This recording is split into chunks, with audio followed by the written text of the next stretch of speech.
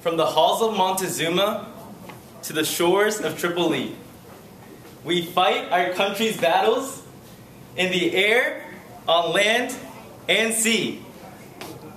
First, to fight for our right and freedom and to keep our honor clean, we are proud to claim the title of United States Marine. Good morning, ladies and gentlemen. My name is Gregory Kim. Now, when you think of the specific organization known as the United States Marine Corps, you usually think of a man, a buff man, maybe like Captain America, with a cool-looking Kevlar helmet, with a flak jacket that weighs about 10, 15 pounds. That's just without the bulletproof plates in them. With them, about 30 plus pounds. You know how heavy that is? Woo! Pretty heavy. And with that, he usually has a rifle, whether it be an M16A4 service rifle, or maybe some of you guys play Call of Duty and you like to call some of them bazookas or rocket launchers, or just cool big guns that shoot big ammunition that kills people, hurts people, blows up buildings.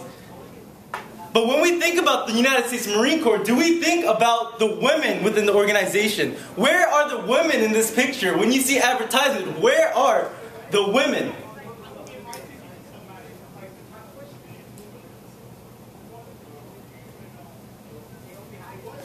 Not too long ago, former Secretary of Defense Leon Panetta authorized women to fight in the combat front lines, be part of the support of combat units.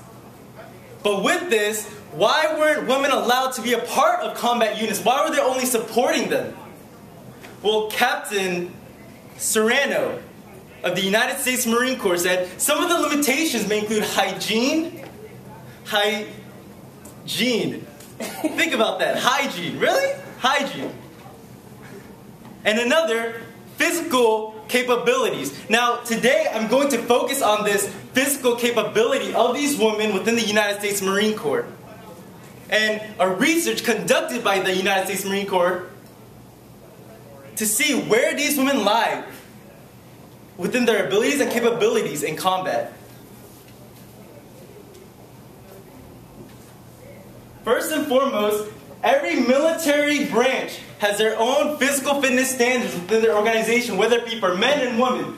As you see on this slide, this is a chart for the male and female physical requirements, which include pull-ups, crunches, 3-mile run.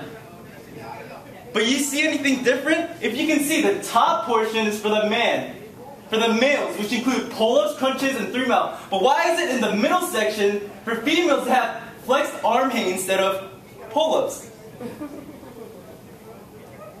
Well, the reason behind that is not because they are weak or we look down upon them as males, but because the physical bodily structure of females are originally different than the male, in which they weren't meant to be as assertive physically like men.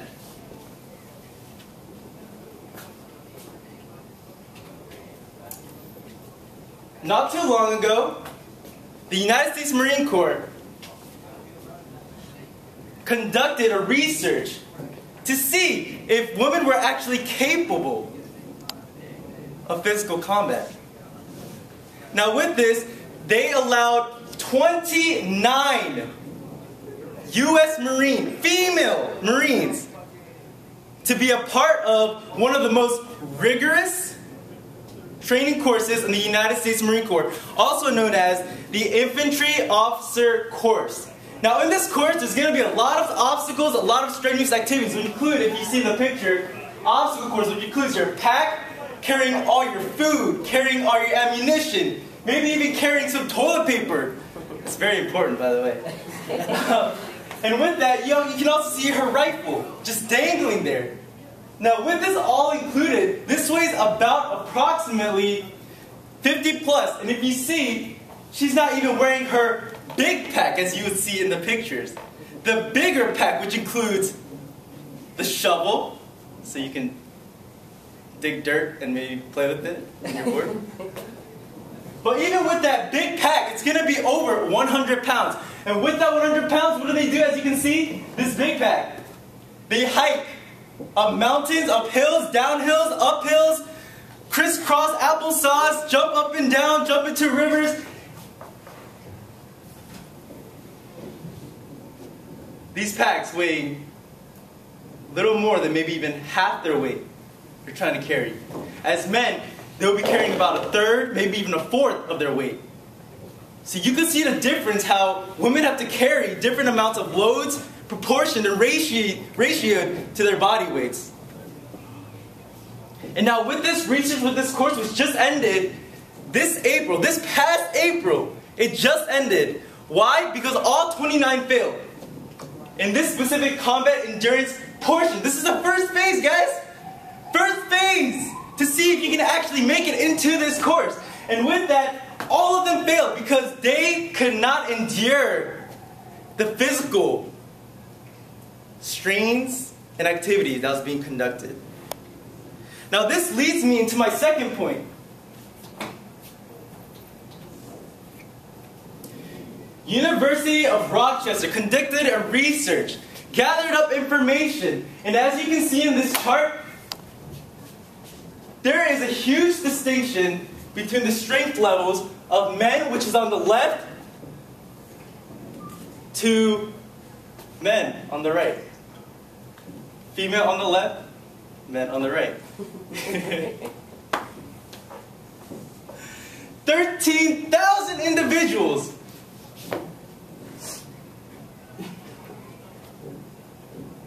Huge distinction. Now, I'm not saying before the women try to get at me, throwing tomatoes at me, just walking out of my presentation, I'm not saying you guys are weak. No, don't get me wrong. Dr. Lawrence Wilson, medical doctor, he specifically said because women's body are mostly structured of fat and less lean muscle ratioed within the body than men, because of this, they are more fragile. And so the women's won't be able to endure as much physical strenuous impact within their bodies.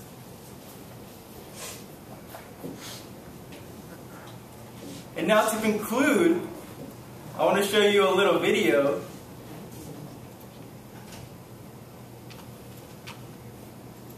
regarding one member of the United States Marine Corps who actually been in this course and failed, and what she has to say.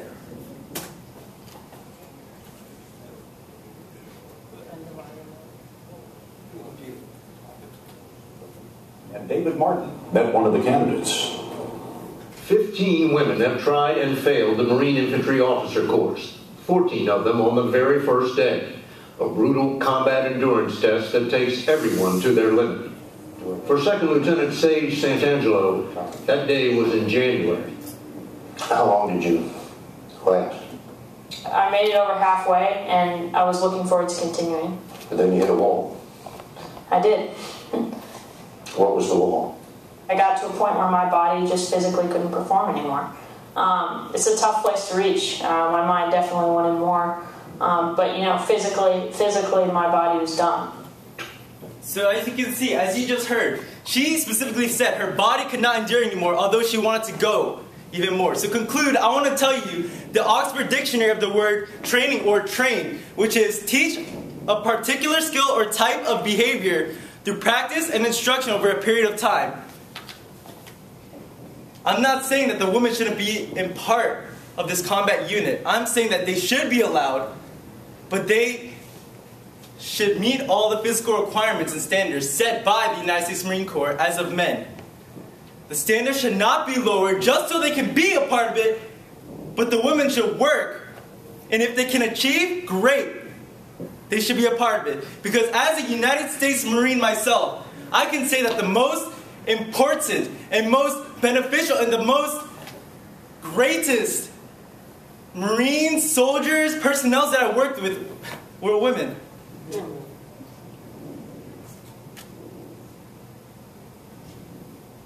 And as a United States Marine, I will wish you all farewell Thank you for listening and taking your time to be here.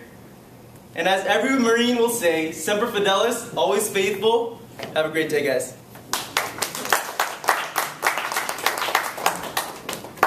Thank you. We don't have time really to